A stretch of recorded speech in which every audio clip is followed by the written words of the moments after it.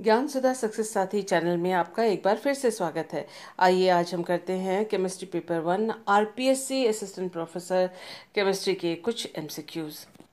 इससे पहले कि हम पहला क्वेश्चन आज का करें, याद कर लेते हैं कि स्टोव कंडेंसेशन किसे कहते हैं। एल्डिहाइड या कीटोन का सक्सिनिक एसिड के एस्टर के साथ अगर कंडेंसेशन हो किसी क्षार की उपस्थिति में तो हमें अल्फा अल्फा बीटा, तो ये अल्फा है, ये beta, alpha beta unsaturated half ester इसलिए क्योंकि एक यहाँ एस्टर है और यहाँ COOH है। COOH को भी एस्टर में कन्वर्ट किया जा सकता है लेकिन यहाँ COOH ही है, तो इस तरह से हाफ एस्टर कैसा alpha beta unsaturated half ester उत्पाद के रूप में हमें प्राप्त होता है और इसे कहते हैं हम स्टोव कंडेंसेशन। यहाँ मैकेनिज्म देख लीजिए, जैसे बेस की उपस्थिति में ये जो CH2 पहले था, ये यहाँ देख लेते हैं, दिस CH2, ये और ये वाला CH2 दोनों ही इसमें एक्टिव हाइड्रोजन या एसिडिक हाइड्रोजन होते हैं और ये एक्टिव मिथिलीन के नाम से ये दोनों ग्रुप जाने जाते हैं। बेस की उपस्थिति में यहाँ जो एक्टिव हाइड्रोजन है वो बेस निकाल लेता है, जिसकी वजह से यहाँ एक माइनस चार्ज क्रिएट होता है कि न्यूक्लियोफाइल की तरह कार्य करता है और कार्बन चाहे वो एल्डिहाइड या कीटोन हो उसके ऊपर ये आक्रमण करता है, जिससे कि इस कार्बन, इन दोनों कार्बन में ये नया बॉन्ड यहाँ पर तैयार हुआ है। आप देख सकते हैं पाई बॉन्ड के इलेक्ट्रॉन्स ऑक्सीजन ले गया तो ये O माइनस पहचान कर लेते हैं, ये दोनों R ये रहे और ये जो कार्बन है वो यहाँ है।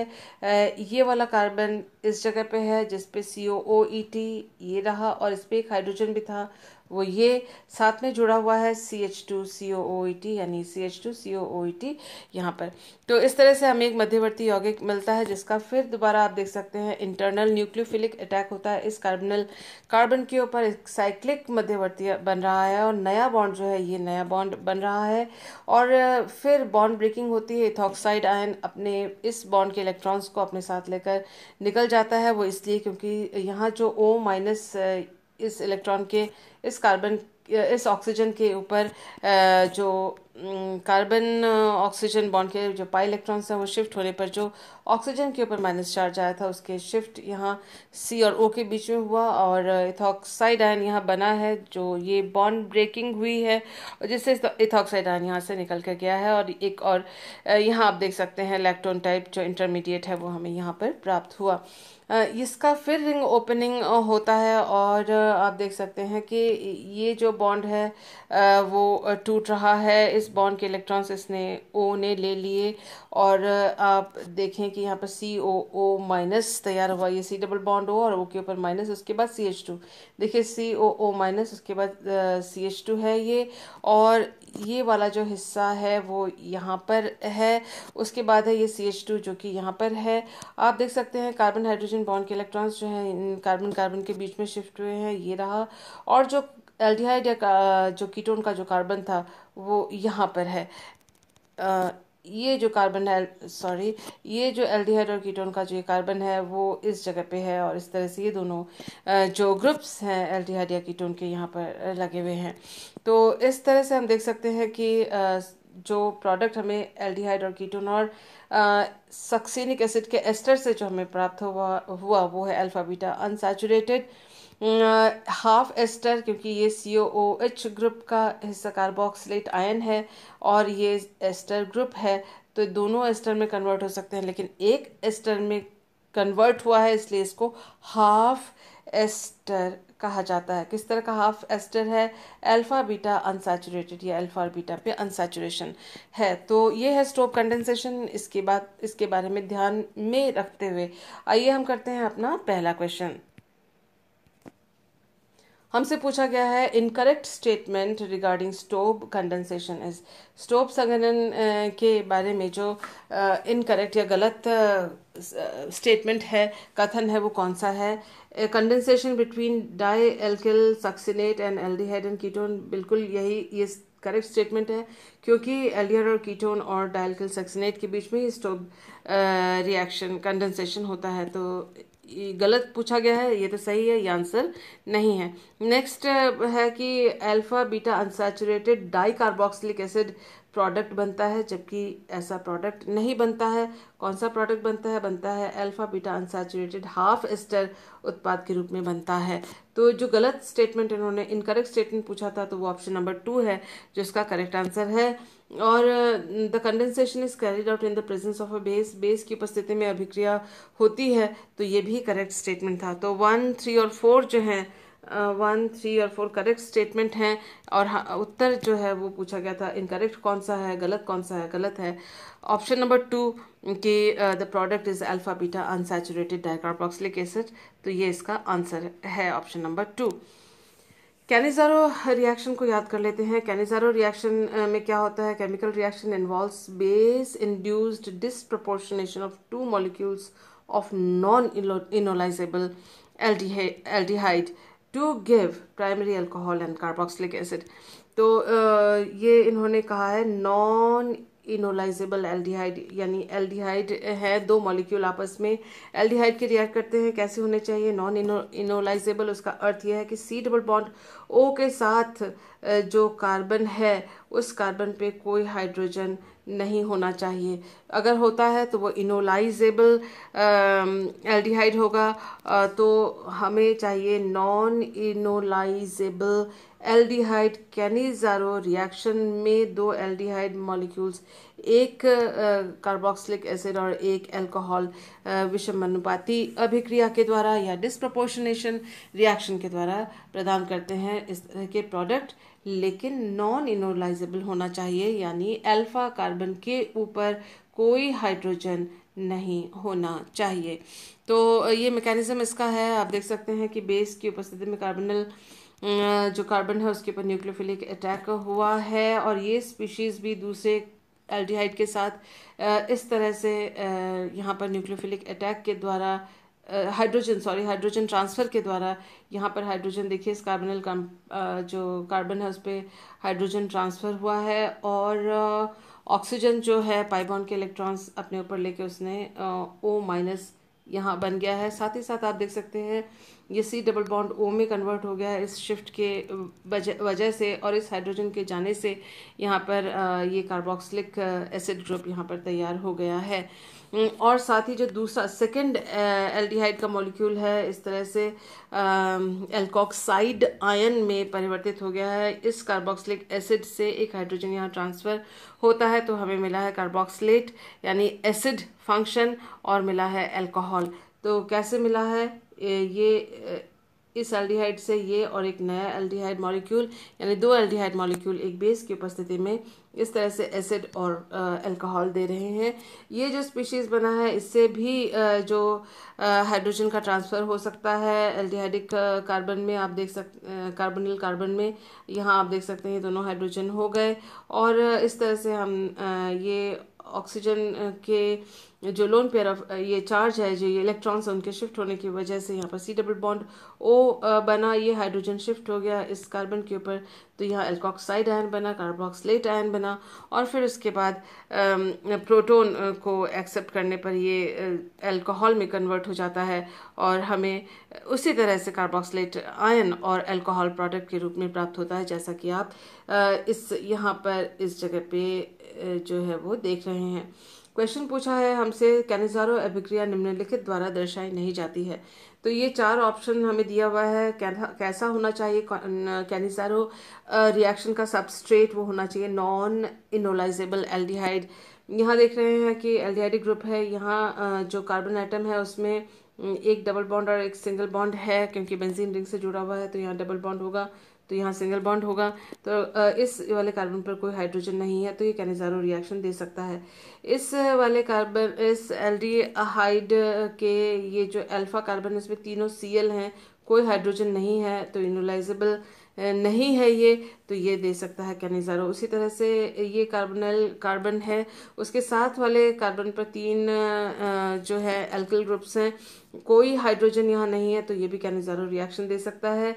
ये सी डबल बॉन्ड ओ वाला कार्बन उसके साथ वाले कार्बन पे 2 हाइड्रोजन है तो ये जो सबस्ट्रेट है वो इनोलाइजेबल है,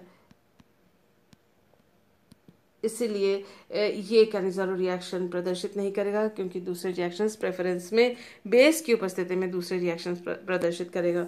तो हमारा जो क्वेश्चन था कैनिज़ारो अभिक्रिया कौन नहीं दिखा सकता, तो ऑप्शन नंबर 2 है जो इसका करेक्ट आंसर है। और ये क्वेश्चन जो है ये भी 2016 में पूछा गया था। 6 यहाँ पर वीडियो कॉम्प्रेस करने के टाइम पे जो 6 है वो नीचे की तरफ आ गया है 2016 से। So the correct answer in this case is option number 2। ये जो कंपाउंड है वो कैनिज़ारो अभिक्रिया प्रदर्शित नहीं करेगा। याद कर लेते हैं कि डीकमैन कंडेंसेशन, डीकमैन साइक्लाइजेशन क्या होता है। बेस की उपस्थिति में इस तरह से एस्टर्स हैं जो कंडेंसेशन, डाई एस्टर्स हैं बेस की उपस्थिति में कंडेंसेशन करते हैं और साइक्लाइजेशन होता है और क्लेजन कंडेंसेशन की तरह रिएक्शन होता है जिससे बीटा कीटो एस्टर उत्पाद के रूप में मिलता है। तो ये देखिए, ये है अल्फा कार्बन, ये है बीटा कार्बन, इस बीटा कार्बन पे कीटो ग्रुप है और ये रहा एस्टर। एस्टर से पहला ग्रुप, जो पहला कार्बन है अल्फा, दूसरा है बीटा, तो ये हुआ अपना बीटा कीटो एस्टर। तो प्रोडक्ट के रूप में हमको डीकमैन कंडेंसेशन में प्राप्त हुआ। मैकेनिज्म देख लेते हैं। देखिए, बेस की उपस्थिति में क्योंकि ये जो हाइड्रोजन है एस्टर ग्रुप से जुड़ा हुआ जो कार्बन है उस पर अगर हाइड्रोजन होता है तो वो इनोलाइजेबल एस्टर या आप कह सकते हैं कि एसिडिक हाइड्रोजन है, जिस हाइड्रोजन को बेस अपनी ले लेता है, एब्स्ट्रैक्ट कर लेता है, जिसकी वजह से एक इनोलेट आयन तैयार होता है जहाँ पर C- और C डबल बॉन्ड O होता है और C double bond O pi electrons अपनी और उसने अगर ले लिया ऑक्सीजन ने तो माइनस चार्ज भी कार्बन और कार्बन के बीच में आके इस तरह का इनोलेट आयन मध्यवर्ती में बनता है। आप देख सकते हैं जो ये कार्बन आयन है उसका आक्रमण इस कार्बोनिल कार्बन के ऊपर हुआ और ये नया बॉन्ड बना जो कि ये वाला नया बॉन्ड है और C डबल बॉन्ड O पाई के इलेक्ट्रॉन्स इसने पाई बॉन्ड के इलेक्ट्रॉन्स अपने ऊपर ले लिए तो वो माइनस में चेंज हो गया है ये वाला ऑक्सीजन यहाँ पर। और साथ ही आप देख सकते हैं ये OR ग्रुप इसी कार्बन से जुड़ा हुआ यहाँ पर है और आप देख सकते हैं कि ये 5 मेंबर रिंग उत्पाद के रूप में मध्यवर्ती के रूप में बना अभी यहाँ और O माइनस यहाँ पर है तो चार्ज शिफ्ट हुए या OR यहाँ से निकल गया जिसकी वजह से हमें ये उत्पाद मिला है। और यहाँ पर इस वाले कार्बन पे ये वाला जो कार्बन है इसमें दो हाइड्रोजन थे, एक तो निकल गया था, दूसरा अभी भी यहाँ पर है। तो ये जो हाइड्रोजन है इसके बॉन्ड के इलेक्ट्रॉन्स इन दोनों के बीच में शिफ्ट हुए और ये H+ यहाँ से निकल जाता है और जिसकी वजह से C डबल बॉन्ड C यहाँ पर बनता है। साथ ही में आप देख सकते हैं इस पाई इलेक्ट्रॉन के शिफ्ट होने से O- चार्ज यहाँ पर आ जाता है और फिर ये है इनोलेट आयन और ये टॉटोमराइज होकर यहाँ पर जो है कीटो फॉर्म में आ जाता है। तो हम देख सकते हैं कि यहाँ जो हम देख रहे हैं that is beta keto ester, beta position पे कीटो ग्रुप और ये रहा एस्टर, ये अल्फा है, ये बीटा कीटो एस्टर हमें डीकमैन कंडेंसेशन के वजह से प्राप्त होता है। क्वेश्चन है डीकमैन अभिक्रिया का उत्पाद क्या है। अल्फा बीटा अनसैचुरेटेड एल्डिहाइड नहीं है, बीटा डाइकीटोन नहीं है, साइक्लिक कीटोन है तो सही लेकिन बीटा कीटो एस्टर ज़्यादा बेहतर आंसर है। तो उसका मतलब बीटा कीटो एस्टर जो कि हमने इससे पहले वाले स्लाइड में देखा, option number 4 is the correct answer for this particular question. Wittig reaction को याद कर लेते हैं। इसमें विटिक रिएक्शन में एल्डिहाइड या कीटोन जो है वो फॉस्फोनियम जो इलाइड है उसके साथ ये रिएक्शन करते हैं और इस तरह से 4 मेंबर्ड ऑक्सो फॉस्फेट जो है वो तैयार होता है और अल्टीमेटली इसके ब्रेकडाउन, इसके टूटने से जो है एल्कीन उत्पाद के रूप में मिलता है। हम कुल मिला के कह सकते हैं कि एल्डिहाइड या कीटोन इलाइड के साथ रिएक्ट करके एक फॉस्फोनियम सॉल्ट बनाते हैं और उस फॉस्फोनियम सॉल्ट से हमें एल्कीन प्राप्त होता है। तो इस तरह से आइए देखते हैं अपना next question. Wittig reaction is used for the preparation of, ये 4 ऑप्शंस हमको दिए हुए हैं और विटिक रिएक्शन हमने अभी देखा है। देखिए विटिक रिएक्शन से हमें एल्डिहाइड और कीटोन से हमें मिला है alkene.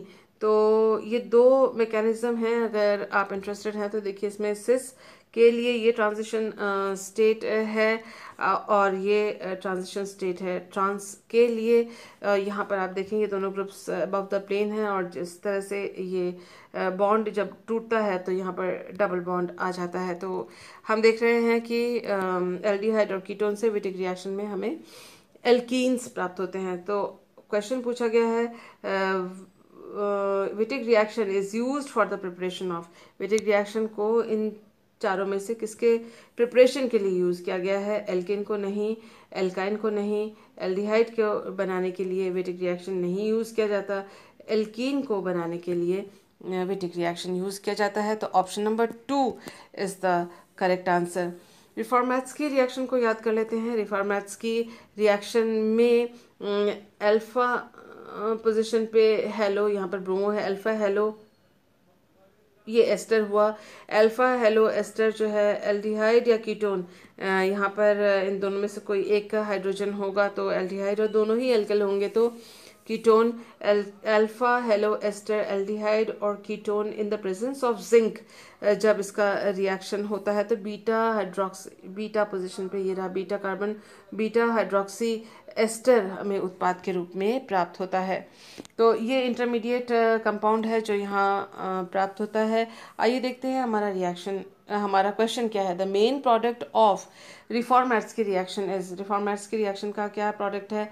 Alpha beta unsaturated ketone गलत, अल्फा बीटा अनसैचुरेटेड एस्टर गलत, बीटा हाइड्रोक्सी एस्टर यस यही बनता है, बीटा डाइकीटोन भी नहीं बनता है। तो हमारा आंसर है option number 3 for this particular question.